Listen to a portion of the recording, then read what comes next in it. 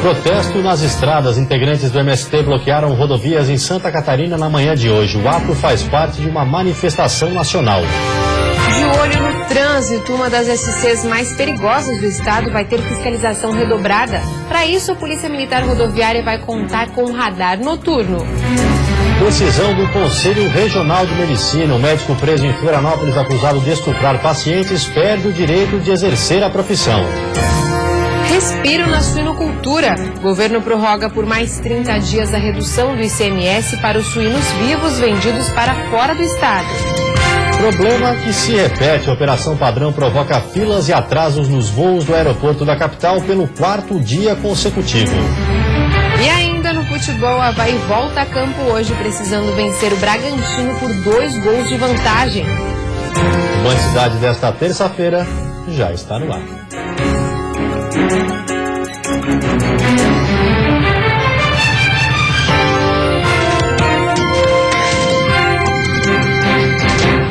Olá, boa noite. Olá, boa noite. Protesto na capital. Ontem à noite, manifestantes a favor do impeachment da presidente Dilma Rousseff fizeram um buzinaço na Beira-Mar Norte. O grupo se reuniu na Avenida Beira-Mar Norte, em frente ao Trapiche, acompanhou o ato, autorizou os manifestantes a buscarem apoio dos veículos que passavam pelo local, com faixas e cartazes e um megafone. Eles criticaram a decisão do deputado federal Valdir Maranhão, que suspendeu a votação em plenário na Câmara dos Deputados, decisiva para o prosseguimento do processo de impeachment da presidente Dilma Rousseff. Então a gente percebe que não tem fundamentação jurídica nenhuma, mas tem uma atitude desesperada de tentar fazer aquilo que já não é mais possível, que é anular uma situação totalmente prevista na Constituição e ratificada pelo STF. Apesar do anúncio feito pelo presidente interino da Câmara dos Deputados, o Movimento Brasil Livre, o organizador do evento, acredita que o processo deve seguir como previsto no Senado. A expectativa do grupo é que ainda nesta semana possa voltar à Avenida Beira-Mar Norte, na capital catarinense, para comemorar. Seguimos com o impeachment, dia 11, a votação final no Senado, dia 12, a presidente Dilma Rousseff será afastada. E no final da noite de ontem, o presidente interino da Câmara dos Deputados, Valdir Maranhão, fez uma autorrevogação. Ele derrubou a decisão de anular a sessão que decidiu pela continuidade do processo de impeachment de Dilma Rousseff. Manifestantes bloquearam rodovias da Serra e do Oeste durante a manhã de hoje. Pistas ficaram interditadas e os automóveis foram impedidos de passar. O Movimento Sem Terra, responsável pela paralisação, diz que o ato foi pela democracia. Cerca de 3 quilômetros de fila se formou na BR-116 em São Cristóvão do Sul. A quantidade de caminhões e carros parados também era grande no mesmo trecho na BR-470. Manifestantes da Frente Brasil Popular e do Movimento dos Sem Terras bloquearam as 2 rodovias em São Cristóvão do Sul, na Serra, nos 4 pontos. Os motoristas foram impedidos de passar a partir das 9 horas da manhã e tiveram que ter paciência para esperar. Vai atrasar o trabalho, era para estar lá já no destino e até agora estou aqui parado e não tem hora para liberar. Então vai acabar prejudicando, né? Não só eu, mas todo mundo que está na fila, caminhões aí com perecíveis e tudo mais, né? Acaba aí, o direito de uns acaba atrapalhando aí o direito de outros aí de ir e vir, né? De acordo com os integrantes do movimento, as interdições foram para chamar a atenção da sociedade, em defesa da democracia e dos direitos dos trabalhadores. Nós podemos ter crítica, uma avaliação crítica, nossos pontos de divergências com o governo Dilma, com a presidenta Dilma, mas achamos que o que estão fazendo é um verdadeiro golpe. É um golpe que nós não podemos aceitar e não podemos admitir. Segundo a organização, no Planalto Serrano, 800 pessoas participaram do ato. Já a Polícia Rodoviária Federal afirmou que foram cerca de 300 manifestantes. Aqui na Serra Catarinense, os 4 pontos da BR-116 e da 470 ficaram interditadas por cerca de 4 horas. Agora já passa de 1 hora da tarde, quando os manifestantes decidiram desbloquear as rodovias. Após a liberação, o fluxo de carros ficou intenso e congestionamentos foram registrados ao longo do trecho. Durante esta manhã, a região oeste também registrou protestos. Eles aconteceram em Irani e em Maravilha, no cruzamento da BR-153 com a BR-282. Em Chapecó, a SC 480 também foi bloqueada. Segundo a PRF, às 3 horas da tarde de hoje, todos os pontos de bloqueios haviam sido liberados. O médico preso em Florianópolis, acusado de estuprar pacientes, sofrerá interdição cautelar total do exercício profissional. A decisão foi tomada pelo Conselho Regional de Medicina. O Conselho Regional de Medicina de Santa Catarina decidiu pela interdição cautelar total do exercício profissional do médico Omar César Ferreira de Castro, de 66 anos. A decisão vale por 6 meses e pode ser prorrogada pelo mesmo período. O processo ético profissional do nutrólogo deverá ser julgado até julho, com pena máxima de cassação do registro. O médico foi denunciado pelo Ministério Público por 11 crimes de estupro consumado, 5 tentativas, 2 estupros de vulnerável e violência sexual. Se condenado pelos crimes, ele pode pegar até 100 anos de prisão. O médico continua detido na penitenciária da Agronômica, na capital. E a seguir, a Operação Padrão, o aeroporto da capital registra o 4º dia de filas. E ainda, governo prorroga o benefício do ICMS para a comercialização de suínos.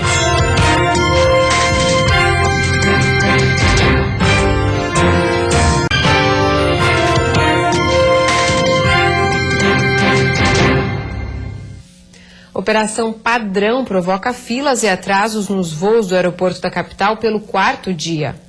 Por causa de atrasos nos salários, os funcionários do Raio-X reduziram os atendimentos, atendendo uma pessoa por vez. O protesto tem causado filas e atrasos de cerca de 30 minutos nos voos do aeroporto Hercílio Luz, na capital. Segundo a Infraero, os atrasos começaram no sábado e permanecem hoje. São cerca de 10 mil passageiros que embarcam e desembarcam por dia no terminal, nos 50 pousos e 50 decolagens diárias. Por causa do protesto, a Infraero pede aos passageiros que cheguem com 2 horas de antecedência no aeroporto e pede paciência, já que as filas tendem a aumentar nos horários de pico, das 10 às 2 da tarde e das 6 às 9 da noite. Os funcionários que realizam o protesto são contratados por uma empresa terceirizada, que estaria em atraso com o salário de abril. A Infraero informou por meio de sua assessoria que está negociando com a empresa contratada para resolver o impasse, mas que ainda não recebeu uma previsão de quando a situação será solucionada. Quarta-feira com predomínio das nuvens em todas as regiões do estado. Na Serra, tempo nublado e com poucas aberturas de sol, a máxima não passa dos 16 graus. No Planalto Norte e na Grande Florianópolis, tempo instável e chuvoso, máxima de 22. No sul do estado e oeste, máxima de 21. E no Vale do Itajaí, a chuva deve aparecer à noite após um dia com muitas nuvens e aberturas de sol, máxima de 23 graus. Fôlego para manter o crescimento. O governo do estado prorrogou a diminuição da alíquota do ICMS para suínos vivos vendidos para fora do estado. A partir da medida, ficou estabelecido que por mais 30 dias o Estado vai praticar a alíquota de 6% para a comercialização dos animais, a metade do tributo cobrado anteriormente, que era de 12%. A prorrogação visa dar fôlego aos produtores diante das dificuldades impostas pela instabilidade da economia nacional, dando maior competitividade ao Estado. A diminuição do ICMS do suíno já havia sido determinada pelo governo há 60 dias, mas na última semana o prazo de vigência do decreto expirou. Após nova negociação, foi possível novamente obter o benefício, que terá validade por mais 4 semanas. A ação é tida como emergencial, pois alivia em partes as dificuldades dos produtores de suínos. Dentre as principais causas está o alto preço do milho, que chega a ser comercializado ao valor de R$ 55,00 a saca, mais que o dobro do valor habitual de mercado. E a seguir tem futebol. O Avaí entra em campo pela Copa do Brasil, precisando vencer por 2 gols de diferença. E a noite de gala que premiou os melhores do Campeonato Catarinense.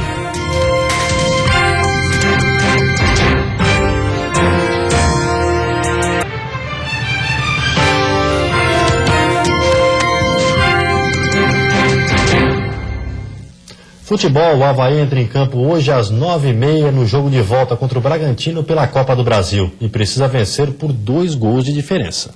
É hoje mais uma decisão para o Avaí na Copa do Brasil. Mais uma vez precisa vencer por 2 gols de vantagem. A diferença é que hoje o time deve ter muitas mudanças. Se mandar a campo o time que treinou, serão 6 novidades. Alemão na lateral direita, Renato na lateral esquerda, Jajá, Chapecó e Vinícius Pacheco no meio-campo e Tatá no ataque. Completam o time o goleiro Renan, a dupla de zaga Gabriel e André Santos e os atacantes Tauan e William. É mais ou menos isso, professor?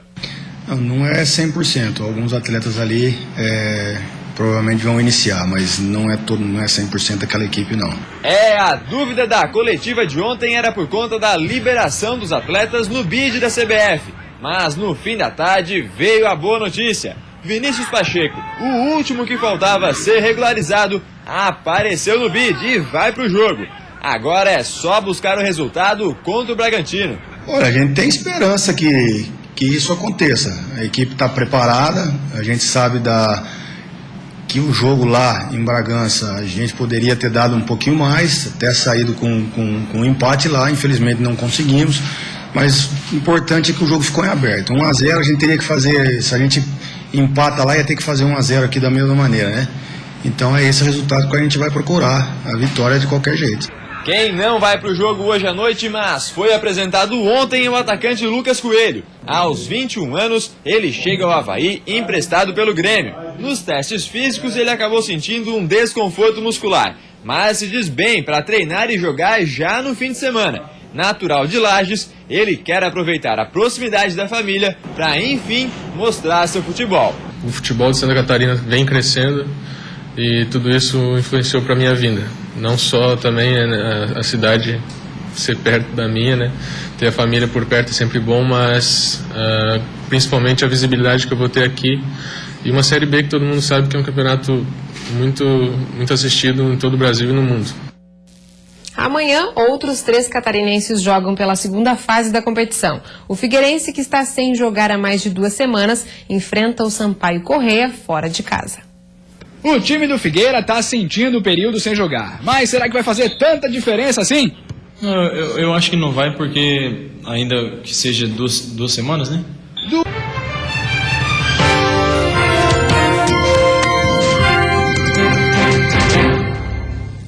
Futebol, o Avaí entra em campo hoje às 9h30 no jogo de volta contra o Bragantino pela Copa do Brasil e precisa vencer por 2 gols de diferença.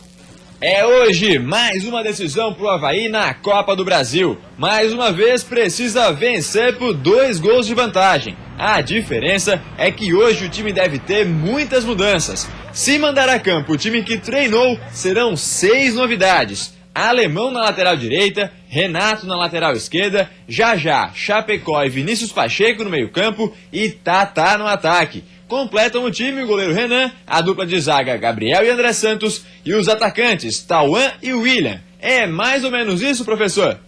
Não é 100%. Alguns atletas ali provavelmente vão iniciar, mas não é 100% daquela equipe, não. A dúvida da coletiva de ontem era por conta da liberação dos atletas no bid da CBF. Mas no fim da tarde veio a boa notícia. Vinícius Pacheco, o último que faltava ser regularizado, apareceu no bid e vai pro jogo. Agora é só buscar o resultado contra o Bragantino. Olha, a gente tem esperança que isso aconteça. A equipe está preparada, a gente sabe que o jogo lá em Bragança a gente poderia ter dado um pouquinho mais, até saído com um empate lá, infelizmente não conseguimos, mas o importante é que o jogo ficou em aberto. 1-0 a gente teria que fazer, se a gente empata lá ia ter que fazer 1-0 aqui da mesma maneira, né? Então é esse o resultado que a gente vai procurar, a vitória de qualquer jeito. Quem não vai pro jogo hoje à noite, mas foi apresentado ontem, é o atacante Lucas Coelho. Aos 21 anos, ele chega ao Avaí emprestado pelo Grêmio. Nos testes físicos, ele acabou sentindo um desconforto muscular, mas se diz bem para treinar e jogar já no fim de semana. Natural de Lages, ele quer aproveitar a proximidade da família para, enfim, mostrar seu futebol. O futebol de Santa Catarina vem crescendo e tudo isso influenciou para minha vinda. Não só também a cidade ser perto da minha, né? Ter a família por perto é sempre bom, mas principalmente a visibilidade que eu vou ter aqui e uma Série B que todo mundo sabe que é um campeonato muito assistido em todo o Brasil e no mundo. Amanhã, outros 3 catarinenses jogam pela segunda fase da competição. O Figueirense, que está sem jogar há mais de 2 semanas, enfrenta o Sampaio Corrêa fora de casa. O time do Figueira tá sentindo o período sem jogar, mas será que vai fazer tanta diferença assim? Eu acho que não vai porque ainda que seja duas semanas, né? Do Figueira completa 17 dias só de treinos e descanso. Já o adversário, Sampaio Corrêa, disputou no último domingo o primeiro jogo da final do Campeonato Maranhense. E aí, quem é que tem vantagem? O Figueira, que está mais descansado por não jogar, mas enfrentou uma viagem grande até o Maranhão?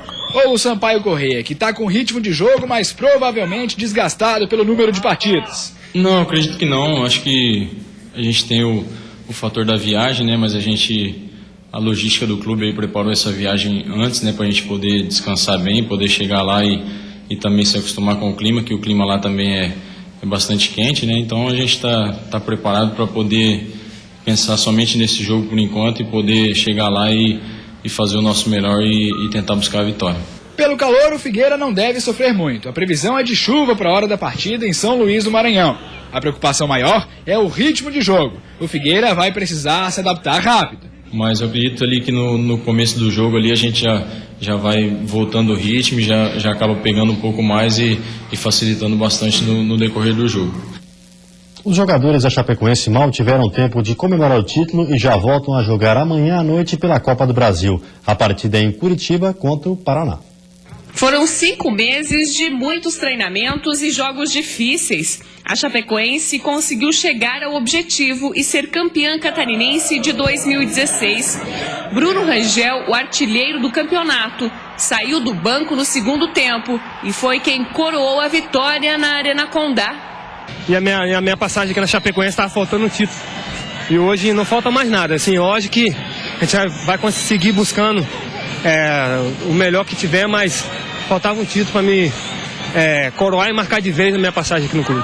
O colorido verde e branco foi o que predominou na festa da Chapecoense, que movimentou as ruas da capital do oeste catarinense. Mas agora o elenco já está focado para o jogo em Curitiba pela Copa do Brasil.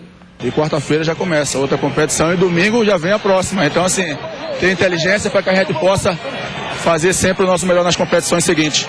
Os torcedores estão satisfeitos com a conquista e esperam mais um triunfo na Copa do Brasil e no Campeonato Brasileiro.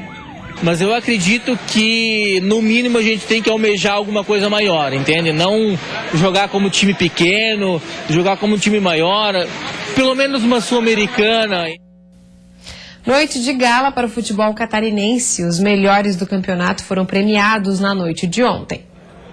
Noite de gala do futebol catarinense. Todo mundo trocou o uniforme por uma roupa mais bacana. Isso porque o objetivo aqui era garantir um troféu dourado. E o primeiro a levar esse prêmio foi o Agenor, do Joinville, que venceu na categoria Melhor Goleiro. Fico feliz de ter ganho e agora é saborear esse título com meus companheiros. Entre os laterais direitos, quem levou a melhor foi Ezequiel, do Criciúma, que desbancou o Alemão, do Brusque, e o Leandro Silva, do Figueirense. A melhor dupla de zaga do campeonato teve um representante de cada finalista: Bruno Aguiar, do Jack, e Neto, da Chapecoense.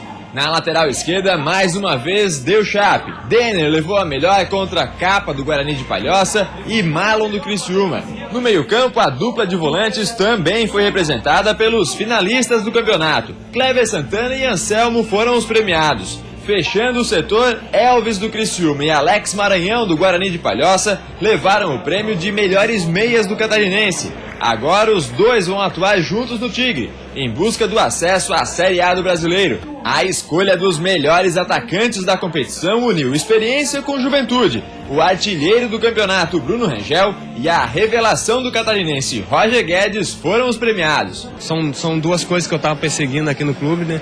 Me tornar o maior artilheiro e ser artilheiro do estadual e agora mais feliz ainda sendo campeão. Acho que veio para coroar toda essa minha trajetória aqui na Chapecoense. De todos eles, um foi agraciado com o título de craque do campeonato: Cleber Santana, o capitão da campeã chapecoense. Acho que isso aí é fruto do nosso trabalho, né? Todos os meus companheiros têm essa parcela aí, então isso que é o mais importante, né? E continuar trabalhando forte, seguindo com humildade para que a gente possa conquistar nossos objetivos. Também foram premiados o melhor técnico, foi Guto Ferreira, o melhor preparador físico, Anderson Paixão, da Chapecoense, a melhor dupla de assistente de árbitros, Kleber Lúcio Gil e Nadine Câmara Bastos. O melhor árbitro foi Eber Roberto Lopes. O presidente da Chapecoense, Sandro Palaoro, levou o prêmio de melhor dirigente e Danilo, o de goleiro menos vazado. No fim, mais festa da campeã chapecoense. Todo mundo no palco para comemorar o pentacampeonato catarinense. E a seguir, a fiscalização deve ser intensificada durante a noite na SC 401 na capital. E ainda, jovens inventores, conheçam os estudantes catarinenses que viraram destaque nacional.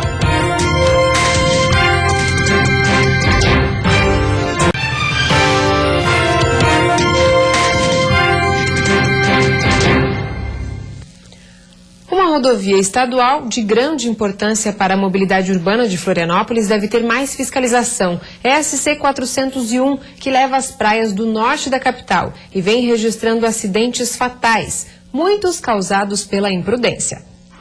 Pelo local passam todos os dias 60 mil veículos. No verão, o fluxo chega a 90 mil. Só no último mês foram cerca de 1.400 autuações da Polícia Militar Rodoviária a motoristas que estavam em alta velocidade. O limite na SC 401 é de 80 km por hora, mas nem todos obedecem à sinalização. O motorista, ele tem que estar 100% atento. Quando ele está ao volante, nada pode tirar a atenção dele. Ele tem que se policiar o tempo inteiro, porque um segundo faz muita diferença quando você está a 80 km por hora. Além dos carros, a preocupação também é com motos, ciclistas e pedestres. A rodovia não tem acostamento e é considerada perigosa. Agora, um radar noturno deve ajudar no trabalho de fiscalização. No posto policial já existem outros 3 equipamentos semelhantes. Mais um equipamento, um radar fotográfico com infravermelho, para trabalhar na madrugada e na noite, né? Só neste ano, 7 mortes foram registradas aqui na SC 401. A mais recente delas aconteceu no último final de semana. O consumo de bebidas alcoólicas e a imprudência estão entre os principais fatores dos acidentes. Além do controle de velocidade, a Polícia Militar Rodoviária lembra que é preciso evitar também o uso de celular ao volante, tráfego pelo acostamento, falta de cinto de segurança, transporte de crianças sem cadeirinha e ultrapassagens forçadas. Tem que haver uma mudança na cultura, na forma de conduzir os veículos. Só assim a gente vai conseguir reduzir os números de acidentes. Estudantes catarinenses viraram destaque nacional ao inventarem um dispositivo semelhante a uma caixa preta de avião. A ideia é fazer com que o sistema seja instalado nos automóveis e auxilie na segurança do motorista e dos passageiros. Essa engenhoca foi inventada por 3 catarinenses e está despertando o interesse de empresas internacionais. O Itbox foi desenvolvido por alunos de uma universidade de Joinville há aproximadamente 1 ano.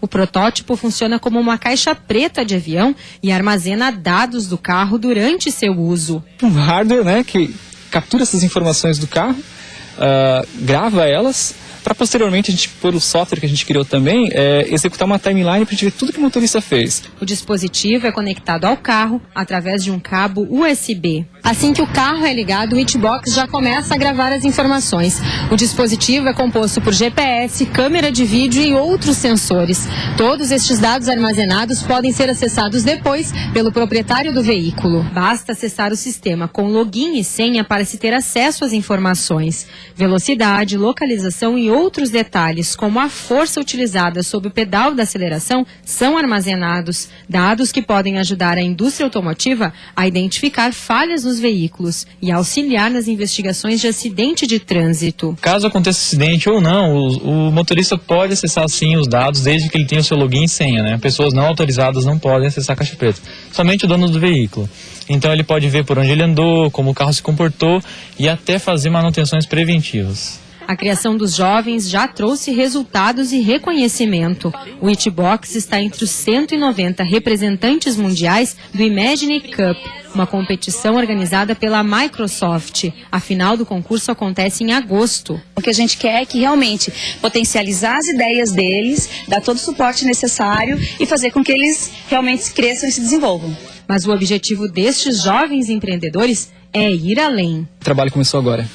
O trabalho começou agora porque tem N possibilidades que a gente vai trabalhar para melhorar, implementar e tentar fornecer o máximo possível de segurança no trânsito com a Hitbox. O dia de hoje foi marcado por homenagens ao ex-governador e senador Luiz Henrique da Silveira. Há um ano, os catarinenses davam o último adeus ao político que defendeu o Estado em nível nacional, quando o governador Luiz Henrique da Silveira foi pioneiro no país ao apostar em um sistema de governo descentralizado, vigente até hoje em Santa Catarina. Ele nasceu em 25 de fevereiro de 1940 em Blumenau e faleceu em Joinville em maio de 2015. Respeitado por todos, tanto no meio político quanto na sociedade em geral, milhares de pessoas compareceram ao velório e enterro para prestar as últimas homenagens. Em seu extenso currículo, ele ocupou cadeira na Assembleia Legislativa, foi deputado federal, presidente nacional do PMDB, prefeito de Joinville e governador por 2 mandatos. Iniciou sua militância na política estudantil na Universidade Federal de Santa Catarina, onde se formou em Direito. Assumiu o Ministério da Ciência e Tecnologia entre 1987 e 1988, durante o governo Sarney. Foi candidato à presidência do Senado em 2015, perdendo a eleição para Renan Calheiros. Entre as conquistas, trouxe a primeira escola do Teatro Bolshoi para o Brasil, a única fora da Rússia. Graças a Luiz Henrique da Silveira, Joinville foi a cidade escolhida para sediar esse projeto de arte e inclusão social que mudou a vida de crianças e jovens.